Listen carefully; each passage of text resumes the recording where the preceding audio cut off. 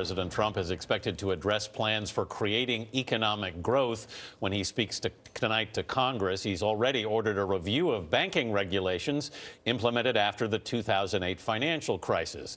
The president said he wants to, quote, do a big number on the Dodd-Frank Financial Reform Act. New York Times bestselling author and financial journalist William Cohan agrees with the president. He writes in his new book, Why Wall Street Matters, that Washington's desire to punish Wall Street has gone too far. He says, quote, instead of facilitating the recovery of Main Street, Washington's policies have been thwarting it. Enough is enough.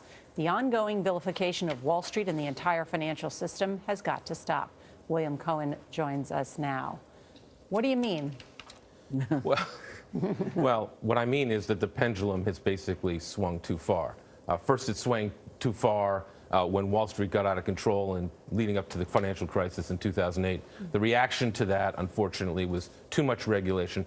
Wall Street is really a beautiful machine, if you think about it. It's this incredible mechanism by which we are able to afford homes and pickup trucks and widescreen TVs and farm vast swaths of the American landscape. But with what happened, unfortunately, is that Congress and regulators started throwing sand into that beautiful machine, and that doesn't help anybody. And you say getting rid of Wall Street is like throwing the baby out with the bathwater, because if you like iPhones, bacon, he says, Norah, trucks, TVs, and you really do like Wall Street, even if you don't think you do. Look, I worked on Wall Street for 17 years. I've been writing about it for another 13 years. That's 30 years of collected wisdom about Wall Street. And most people, you ask them about what Wall Street does and why it matters, they're clueless. Yeah. And I don't think that's right. The American Wall Street people, has not been its own bestseller. Wall Street has been the worst. They have created a black box around themselves. They make themselves seem so important and aughty. And the truth is, people need to understand what Wall Street's all about. That's why I wrote this book. It's simple, it's concise, it's clear,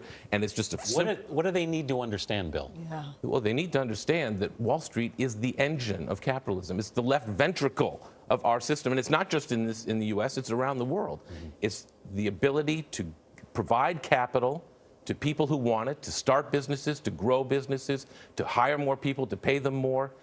It provides liquidity to the system. It keeps liquidity it moving. to the system, yeah. From the people who have capital to the people who want capital. That's the simple. But it should be regulated. Of course it should be Yes. regulated. It should be smart regulation. Unfortunately, after the crisis, the baby has now been thrown out with the bathwater. We have an opportunity now, and I don't agree with Donald Trump on basically anything, but I do agree with him on this, and that we are in a position now to reform the regulations on Wall Street, to make it work for the American people better. We need to have a grand bargain with Wall Street where they get relief on regulation, but also change their compensation system, which provides the wrong incentives to the people who work there, which are actually antithetical to what the American people want Wall Street to do. But you say three of the worst words in the English language are other people's money.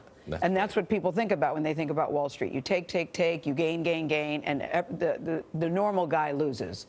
And to that you say, they've made some mistakes on Wall Street, which you point out. Absolutely. Wall Street has made a lot of mistakes and avoided prosecution, by the way. That's one of the biggest mysteries of the financial crisis.